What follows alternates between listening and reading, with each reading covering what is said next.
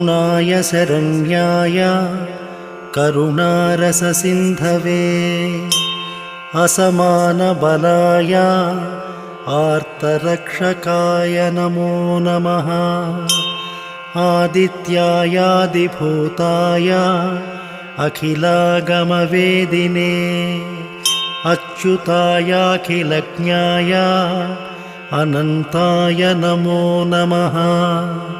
इनाय विश्वरूपाय इज्यायेन्द्राय भानवे इन्दिरामन्दिराप्ताय वन्दनीयाय ते नमः।